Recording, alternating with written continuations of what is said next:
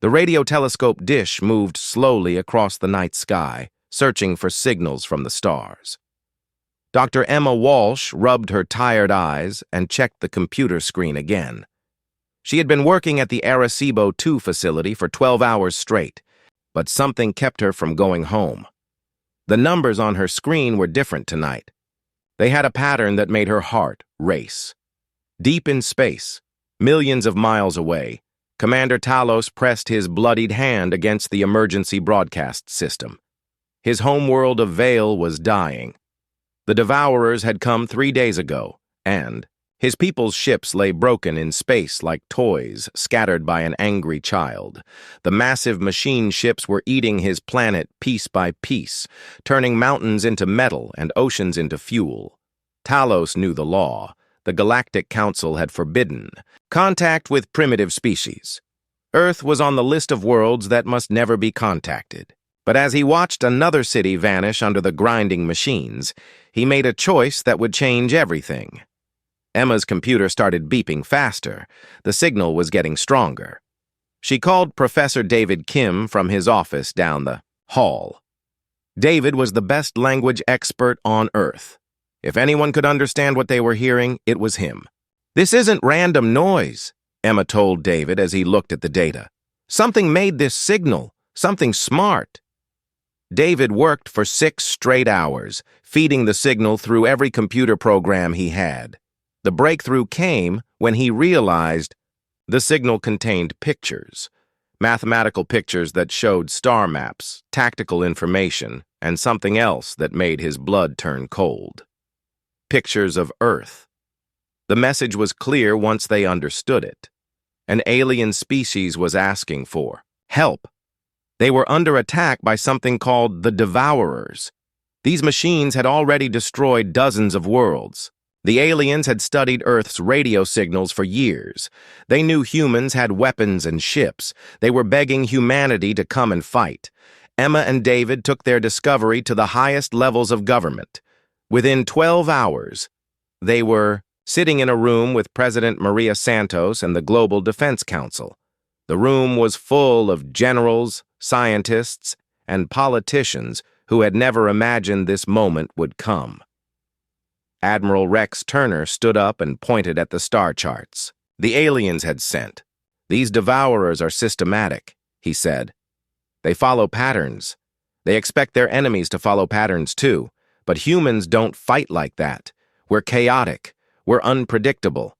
That might be exactly what these aliens need." The debate lasted for hours. Some people worried it was a trap. Others said Earth wasn't ready for space war, but President Santos had already made up her mind. "These people asked for our help," she said. "If we turn our backs now, we're not the species I thought we were." The vote was unanimous. Earth would answer the alien call for help. Commander Talos received Earth's response while hiding in an asteroid field. His few remaining ships were running out of power and supplies. When the human message came through, he couldn't believe it. The primitive species was coming. They were bringing their entire space fleet to help people they had never met. But the human message contained something that worried Talos. They weren't just sending a few ships. They were sending everything they had. Every weapon, every soldier, every ship that could fly. It seemed like overkill for a rescue mission. Either humans were very generous, or they didn't understand what they were facing. On Earth, the mobilization began immediately. Every space-capable nation contributed ships and crew. The European Space Union provided their newest battleships. The American Space Command offered their experimental fighters. China sent their massive construction ships that could be converted into carriers. Russia contributed their powerful nuclear missiles. Even smaller nations sent what they could. The assembly point was Earth's moon. Within 2 weeks, the largest human fleet in history was gathering in lunar orbit. 12 major battleships, 40 smaller destroyers, hundreds of fighters, and support. Ships filled the sky around Earth's moon. At the center of it all was the pride of human engineering, the carrier ship Prometheus. The Prometheus was as long as a city and carried more firepower than most countries. Its hangar bays held experimental fighters that had never been tested in real combat. Its crew came from every nation on Earth. They were volunteers who had signed up to fight aliens they had never seen for people they had never met. Admiral Turner walked through the ship's corridors and saw soldiers from dozens of different countries working together. They spoke different languages and came from different cultures, but they all understood what they were about to do. Humanity was going to war among the stars. The departure ceremony was broadcast to every person on Earth. Families gathered around, televisions to watch their sons and daughters leave for a war in space. Children pointed at the sky and asked when the heroes would come home. Nobody had an answer for that question.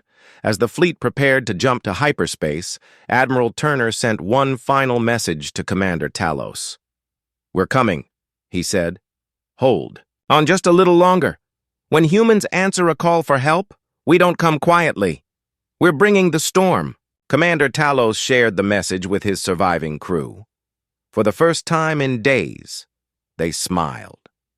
They didn't know much about humans, but they had learned one important thing from intercepting Earth's radio signals over the years. When humans went to war, they didn't hold anything back. The Devourer machines continued their methodical destruction of Vale, unaware that something unprecedented was heading their way. They had conquered hundreds of worlds using the same tactics. Every species they had fought followed predictable military strategies. None of them had ever faced an enemy that treated war like organized chaos. The human fleet jumped to hyperspace, leaving Earth behind. The journey would take 3 weeks. 3 weeks for the Devourers to continue their destruction. 3 weeks for humanity to prepare for their first alien war. 3 weeks until the galaxy learned what happened when humans brought the storm. The hyperspace tunnel twisted around the human fleet like a river of light. Captain Alex Reed watched the swirling colors through the view screen of his ship, the Pioneer. His vessel was smaller and faster than the main battleships. His job was to reach the Vale system first and figure out what they were really facing. Reed had volunteered for this mission because he believed in taking risks. The military had chosen him because he was good at thinking fast when plans went wrong. His crew was hand-picked from different countries and different specialties. Lieutenant Nina Petrov from Russia handled weapons and tactics. Chief Tom Bradley from Australia kept the engines running. Dr. Amy Foster from Canada studied alien life forms. They had spent 3 weeks studying every piece of information about the Devourers. The data from Commander Talos showed that these machines were incredibly efficient. They would surround a planet, build mining stations, and strip away everything useful. What they couldn't use, they destroyed. Entire civilizations had vanished in a matter of days. "What I don't understand," Dr. Foster said during one of their planning sessions, "is how they've never been stopped. According to Talos, they've conquered over 300 worlds. That's impossible unless they're either incredibly powerful or incredibly smart."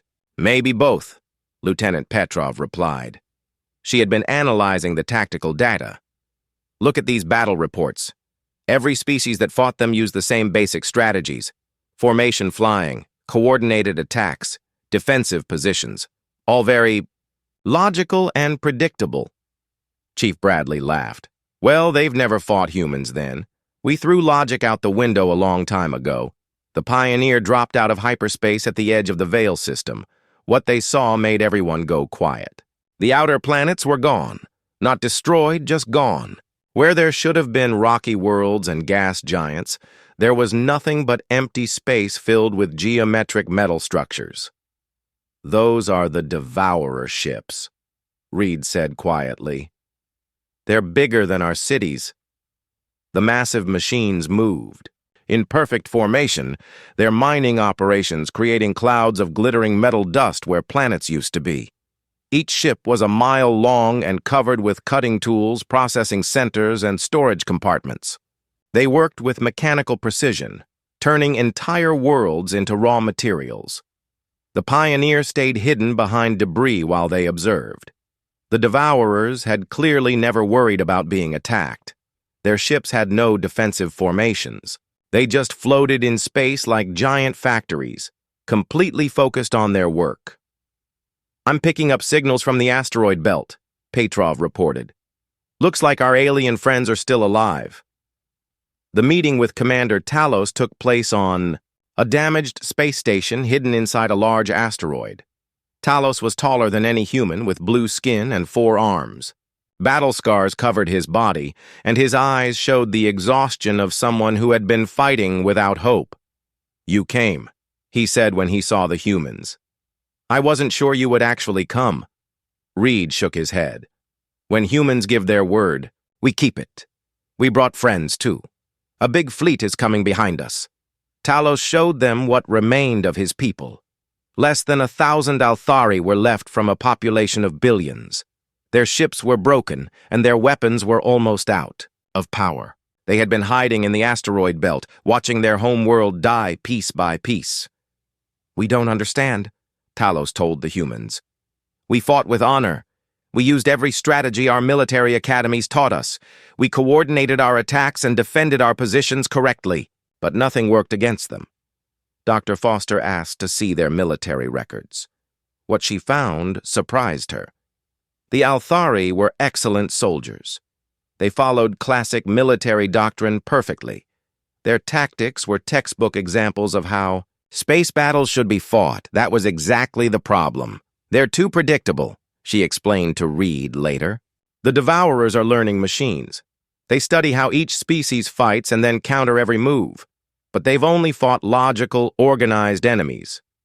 "And humans aren't logical or organized," Reed said with a grin. The main human fleet arrived 2 days later.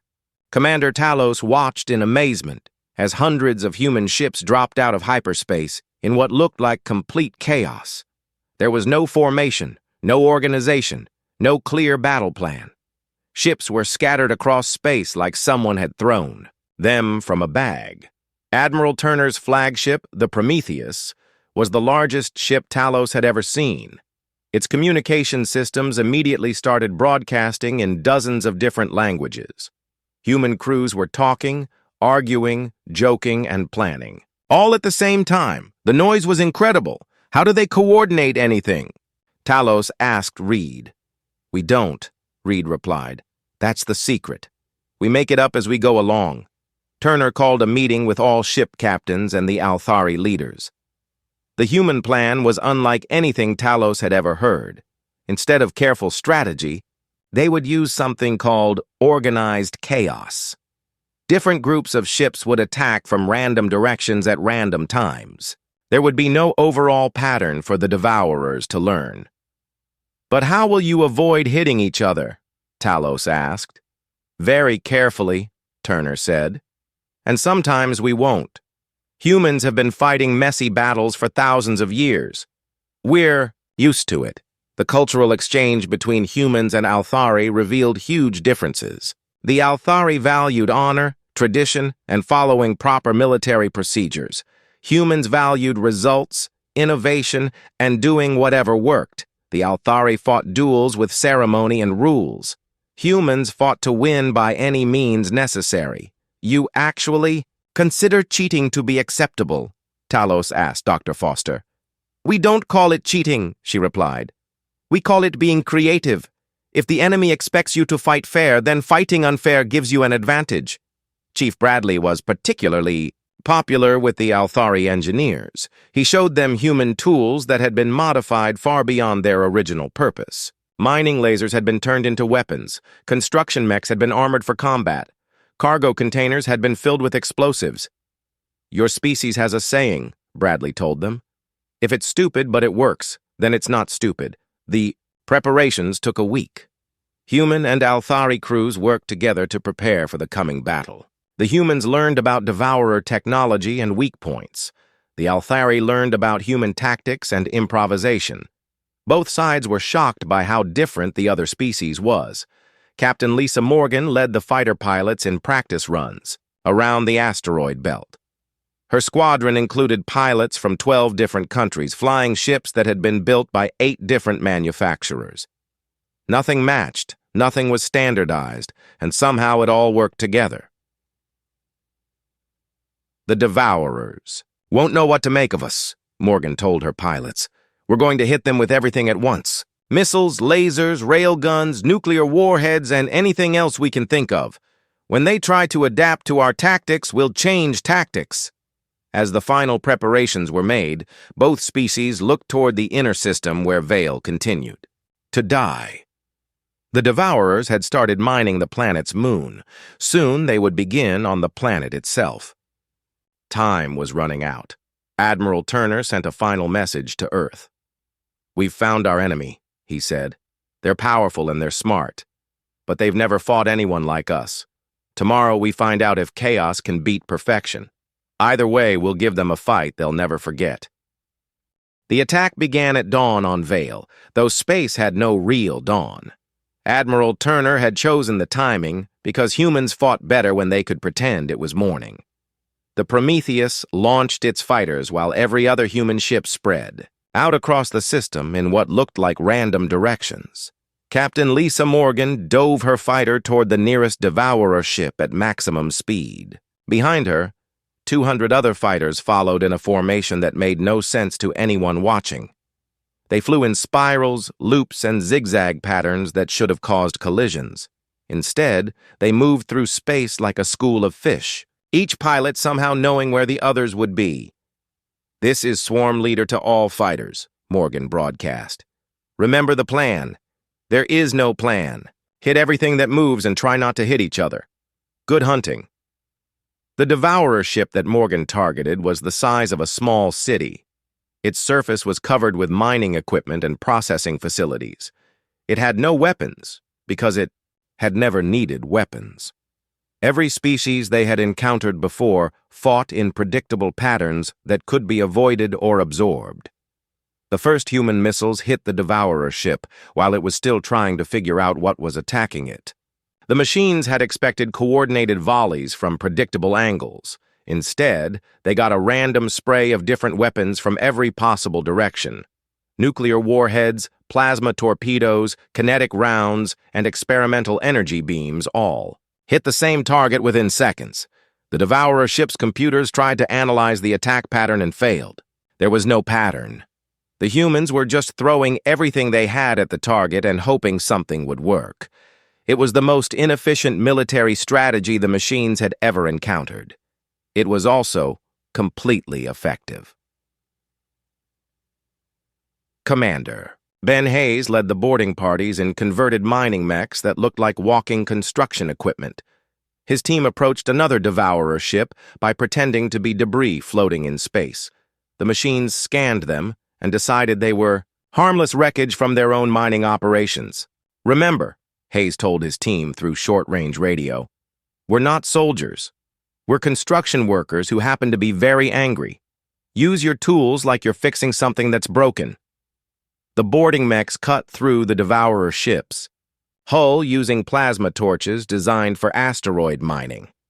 Once inside, they moved through the corridors like they were inspecting a work site.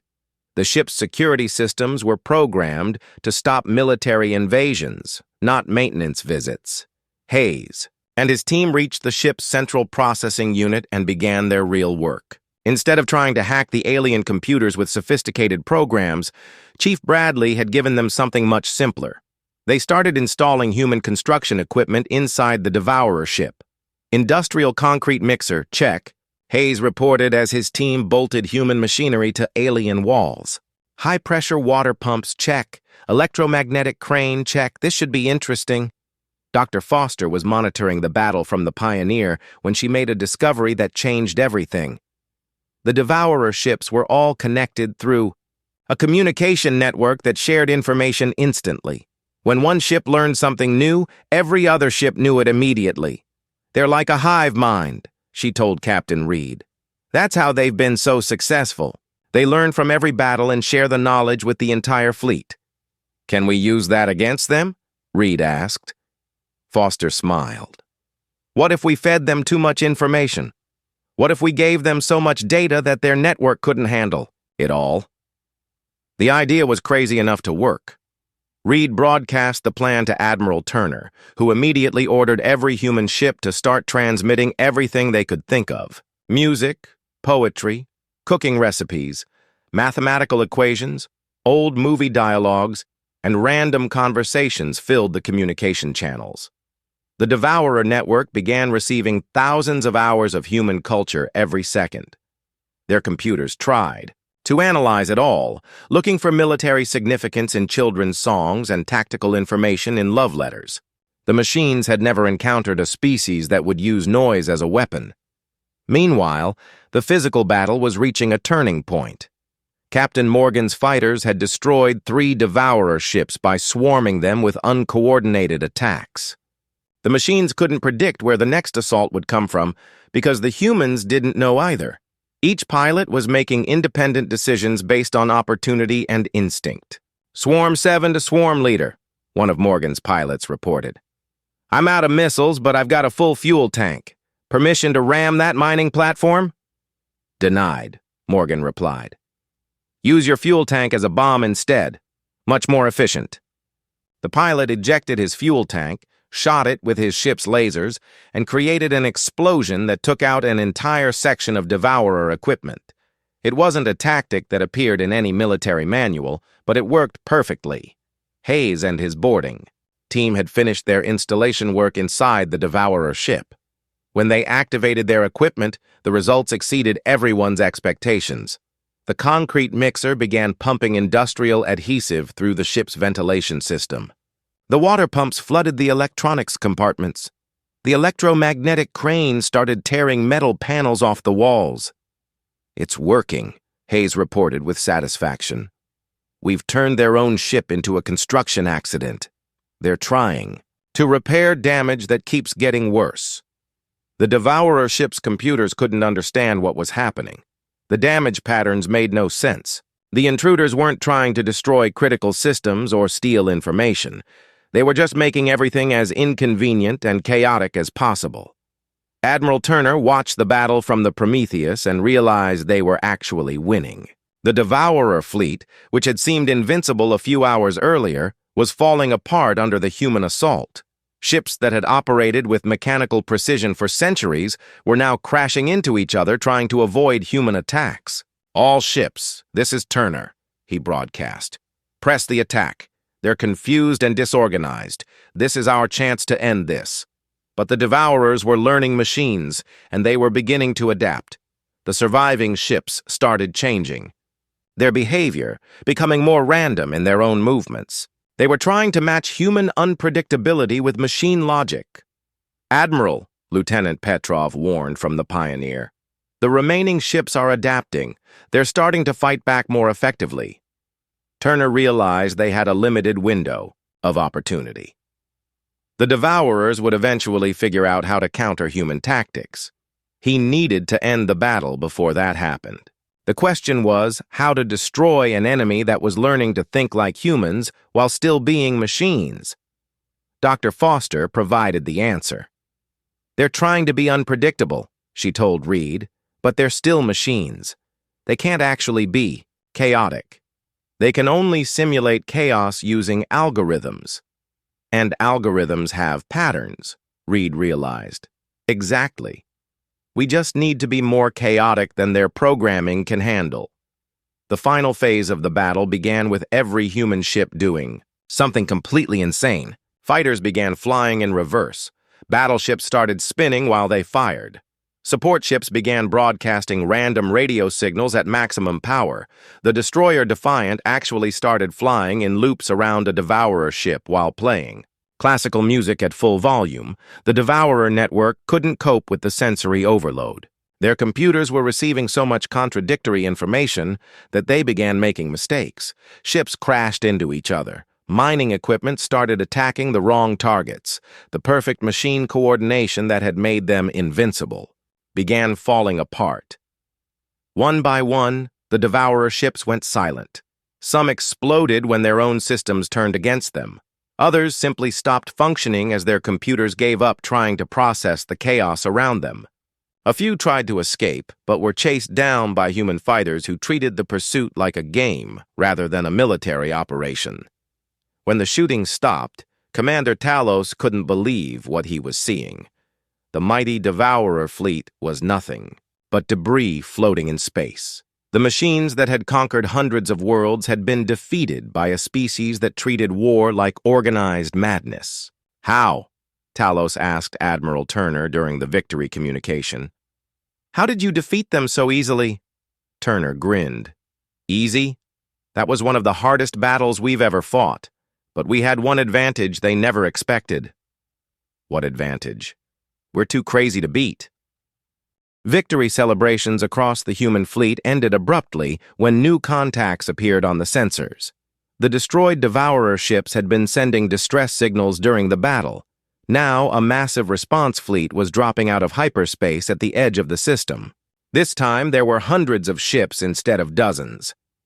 Admiral Turner studied the tactical display and felt his stomach sink. The new Devourer fleet was different from the first one. These ships were heavily armed and moving in defensive formations. They had learned from the battle data transmitted by their destroyed comrades. They know how we fight now, Lieutenant Petrov observed from the Pioneer. They've adapted their entire strategy to counter our tactics. Dr. Foster was analyzing the new ships when she made a disturbing discovery. These aren't just mining vessels, she told Captain Reed. These are military ships. Purpose-built war machines. I think we just woke up their entire empire. The second battle began within hours. This time the Devourers were ready for human chaos. Their ships moved unpredictably, used electronic countermeasures against human communications, and fought back with coordinated but irregular attacks. The machine intelligence had evolved. Captain Morgan's fighter squadrons found themselves in trouble immediately. The new Devourer ships had point defense systems that could track multiple random targets simultaneously. Half her pilots were shot down in the first 10 minutes of combat. All fighters, retreat to defensive positions, Morgan ordered. They're reading our moves before we make them.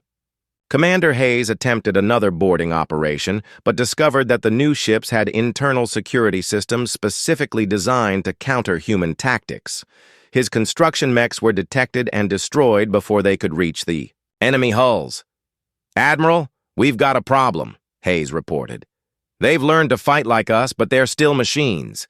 They're basically better at being chaotic than we are. For the first time since arriving at Vale, the human fleet was losing. Ship after ship fell to the improved Devourer tactics. The enemy had taken humanity's greatest strength and turned it against them. Admiral Turner called an emergency meeting of all ship captains.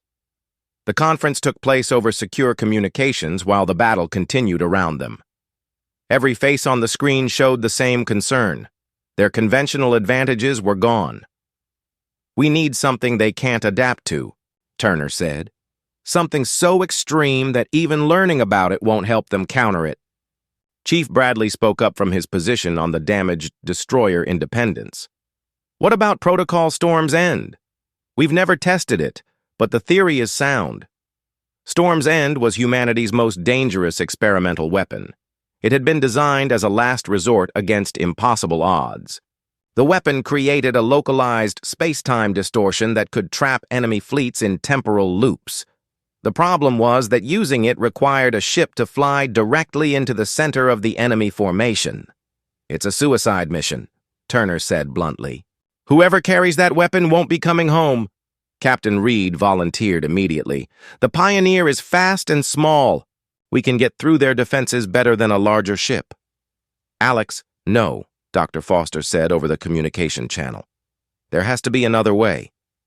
There isn't, Reed replied. We came here to help these people. If this is what it takes, then this is what we do. The retrofit took 6 hours while the battle raged around them. Chief Bradley and his team worked frantically to install the Storm's End device aboard the Pioneer. The weapon was experimental and dangerous even to handle. One mistake during installation could destroy the entire human fleet. The device needs to be detonated at the exact center of their formation, Bradley explained to Reed's crew. The temporal distortion will spread outward from that point. Anything caught in the field will be trapped in a repeating time loop. Lieutenant Petrov asked the question everyone was thinking. What happens to us? Bradley was quiet for a moment. The ship carrying the device becomes the center point of the distortion. You'll be trapped in the same moment forever, reliving the explosion again and again. That's not death, Dr. Foster said. That's worse than death. Reed looked at his crew. They were volunteers who had signed up to explore space, not to sacrifice themselves for aliens they barely knew. He was ready to order them to transfer to other ships, but they spoke first. "We're staying," Chief Bradley said firmly. "This is our mission. We finish it. Together," Dr. Foster added. "All the way." The Pioneer began its final approach toward the Devourer fleet. The ship had been stripped of everything non-essential to make room for the temporal weapon. It was barely more than engines, life support, and the largest bomb ever built. Enemy fire concentrated on the Pioneer as soon as the Devourers realized what was happening. The ship's hull was hit repeatedly, but Chief Bradley kept the engines running through pure determination and creative repairs that defied physics. "Hull breach on Deck 3, Petrov reported, sealing it with emergency foam. "Engine temperature critical," Bradley announced. "I'm bypassing safety systems. We'll get there, but the ship won't hold together much longer." The Pioneer fought its way through the enemy formation, taking damage from every direction. Human fighters provided cover, sacrificing themselves to clear a path for the suicide mission. The destroyer Valiant rammed a Devourer cruiser to prevent it from intercepting the Pioneer. Admiral Turner watched the tactical display and saw his fleet dying to protect one small ship. It was the most heroic and heartbreaking thing he had ever witnessed. "Pioneer, you're almost there," he transmitted. "2 more minutes to optimal position." The Pioneer's bridge was filled with smoke and the sound of systems failing. Dr. Foster worked frantically at her station, making last-minute modifications to the temporal weapon based on her studies of Devourer technology. "I'm adding a feedback loop to the device," she told Reed. "Instead of just trapping them in time, it should turn their own systems against them. Their mining equipment will attack their ships in an endless cycle." "Will that work?" Reed asked. "I honestly don't know," Foster admitted. "But if we're going to die, we might as well try something interesting." The Pioneer reached the center of the Devourer formation just as its engines finally gave out. The ship was dead in space, surrounded by hundreds of enemy vessels. Reed looked at his crew and smiled. "It's been an honor serving with you," he said. "Likewise, Captain," they replied. Reed activated the Storm's End device. For a brief moment, nothing happened. Then space around the Pioneer began to ripple like water.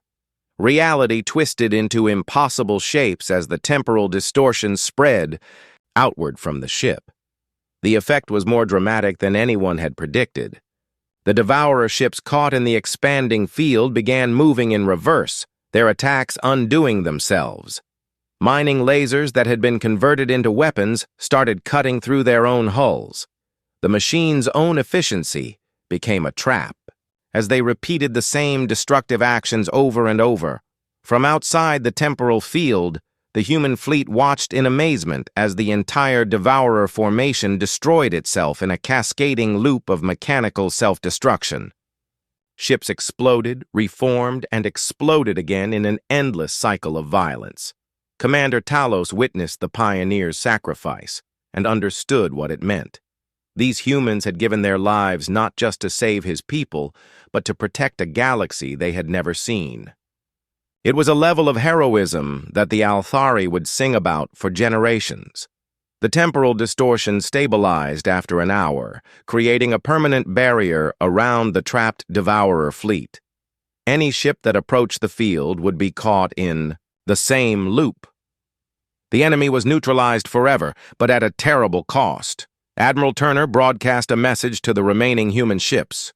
"The battle is won, but we'll never forget the price. Reed and his crew saved us all. They saved the galaxy." The survivors began rescue operations, searching for any human ships that might have survived the final battle. The victory felt hollow, without the friends they had lost. But in the growing silence of space, they could hear something new. Commander Talos and his people were singing. It was a song of mourning and gratitude, of heroes who had given everything for strangers. The storm had passed, but its effects would be felt across the galaxy for generations to come. 3 months after the battle, construction workers from 12 different species worked together to build something that had never existed before. The New Horizons station floated in orbit around Vale, its design mixing human engineering with Althari architecture and technology from dozens of other worlds. Admiral Turner walked through the station's central garden, where children from multiple species played together under artificial sunlight. Human kids chased Althari youngsters around flowering plants that had been brought from Earth. The sound of laughter filled the air in languages that hadn't existed when the war began. Dr. Foster had survived the pioneer's sacrifice in a way nobody expected. The temporal distortion had somehow split her consciousness at the moment of explosion, creating a duplicate that existed outside the time loop. She was the same person with the same memories, but free from the endless cycle that held her original self. "It's theoretically impossible," she explained to Turner during one of their walks through the station. "But then again, we've been doing impossible things since we got here." Foster had become the chief science officer for the new Human-Alien Alliance. Her research into devourer technology was revolutionizing space travel throughout the galaxy. The machine's mining equipment was being converted into terraforming tools that could transform dead worlds into gardens. Chief Bradley had also been duplicated by the temporal effect, though he preferred not to think about the philosophical implications. He was too busy helping rebuild Vale and designing new ships that combined human creativity with alien efficiency. "The best part," Bradley told a group of young engineers, "is that we're not just fixing things anymore. We're making them better than they ever were." Commander Talos had been promoted to ambassador for the Althari people. His first official act was to request that the Galactic Council recognize humanity as a full member species. The request came, with detailed records of the battle against the Devourers and testimonials from dozens of alien survivors. The Council's response had been swift and decisive. Not only was humanity accepted as a member species, but they were invited to join the Council's military defense force. The galaxy wanted more of whatever humans brought to warfare. Captain Morgan, now Admiral Morgan, commanded the new Joint Defense Fleet. Her ships were crewed by humans, Althari, and volunteers from 6 other species. The fleet's motto was "Organized Chaos," which had become the unofficial slogan for human military doctrine. "The thing about fighting alongside humans," an Althari pilot explained to his wingmate during a training exercise, "is that you never know what they're going to do next. Neither do they. It keeps everyone on their toes." The memorial service for the Pioneer and its crew was held in the station's central amphitheater. Representatives from 37 different worlds attended the ceremony. Captain Reed, Lieutenant Petrov, Dr. Foster's original self, and Chief Bradley's original self were honored as the heroes who had saved the galaxy from mechanical extinction. But the most moving part of the ceremony came when the temporal distortion field was briefly opened. For just a moment, the voices of the trapped crew could be heard across space. They were still fighting, still sacrificing themselves, still choosing to save others at the cost of their own freedom. "They're not dead," Turner said during his speech. "They're eternal. Every moment, they're making the same choice to save us all. That's not tragedy. That's the definition of heroism." The political changes had been almost as dramatic as the military ones. Earth's nations had discovered that working together in space was much easier than competing on their home planet. The success of the alien war had led to unprecedented cooperation in human affairs. President Santos announced the formation of the Terran Federation, a unified government that would represent all of humanity in galactic affairs. The news was met with celebration in most countries and careful negotiation in others. "We've learned that we're stronger together," Santos said during her announcement. "The aliens didn't see us as Americans, Chinese, or Europeans. They saw us as humans. Maybe it's time we started seeing ourselves the same way." The economic benefits of galactic membership were beyond anything Earth had imagined. Alien technology was revolutionizing human industry. Space travel that had once taken months now took days. Energy problems were solved with Althari fusion technology. Medical advances from a dozen different species had eliminated most diseases on Earth. But the most valuable trade wasn't in technology or resources. It was in ideas. Human creativity was in high demand throughout the galaxy. Species that had been stuck in technological or cultural stagnation for centuries were hiring human consultants to help them innovate. "We're not just warriors," Dr. Foster explained to a gathering of galactic scientists. "We're problem solvers. We look at the universe and ask, what if we tried something completely different?" That question has been missing from galactic civilization for too long. The Devourer threat hadn't been completely eliminated. Scout ships reported that machine fleets still existed in distant parts of the galaxy. But now there was hope where, before there had been only despair. Other species were learning human tactics, adapting them to their own military traditions. Admiral Turner received reports from across the galaxy about successful battles against Devourer incursions. A species called the Cathari had defeated a machine fleet by using human-inspired boarding tactics. The crystalline Vorthak had learned to use electronic warfare to confuse enemy targeting systems. "The storm we brought isn't just about fighting," Turner realized during a strategy meeting. "It's about thinking differently. We've taught the galaxy that there's always another way to solve a problem." The New Horizons station had become more than just a military base or research facility. It was a symbol of what different species could accomplish when they worked together. Trade ships arrived daily carrying goods, people, and ideas from hundreds of worlds. Commander Talos spent his days working with human diplomats to establish trade agreements and mutual defense pacts. The work was challenging because human negotiation tactics were as chaotic as their military strategies. "Yesterday, they offered to trade poetry for mining rights," Talos told his assistant. "Today they want to exchange cooking recipes for star charts.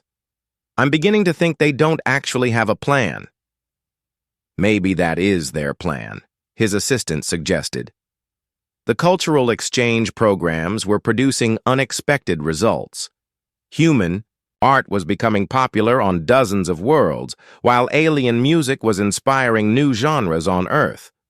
Children who grew up on New Horizons spoke 3 or 4 languages fluently and thought of the galaxy as their neighborhood.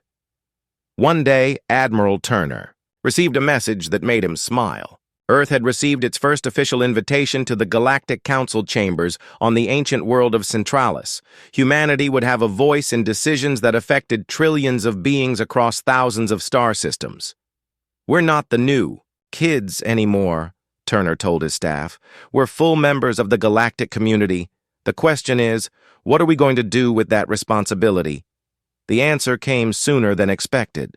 A distress call reached New Horizon from a remote system where another machine intelligence was threatening a peaceful species. This time, it wasn't the Devourers. It was something new, something different, something that required a fresh approach. Admiral Morgan assembled a joint task force that included ships from 8 different species. The fleet was a perfect example of what humanity had brought to the galaxy. Organization and chaos working together, efficiency and creativity supporting each other. "Remember," Morgan told her mixed crew as they prepared to jump to hyperspace, "we're not just representing humanity anymore. We're representing the idea that there's always a better way to solve a problem." The task force jumped to hyperspace, carrying hope to another distant world. Behind them, New Horizon continued its quiet work of building bridges between species that had never imagined they could be friends. Dr. Foster watched the fleet disappear into hyperspace and thought about the chain of events that had started. With a desperate signal from dying strangers, humanity had answered that call and discovered something unexpected.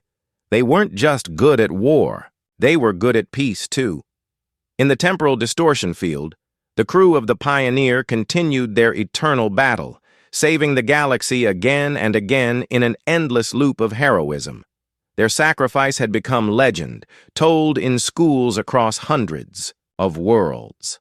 Children learned that heroes weren't just the people who fought and won. Heroes were the people who chose to fight even when victory meant never going home. The storm that humanity brought had passed, but its effects continued to spread across the galaxy like ripples in a vast ocean. Every world touched by human chaos had learned that change was possible, that problems could be solved, that hope could triumph over despair. And in the quiet moments between crises, when the galaxy was at peace, beings across the stars remembered, the species that had answered a stranger's call for help. They remembered that when humanity came to war, they didn't just bring weapons and tactics. They brought the storm itself, and in its wake, they brought the dawn.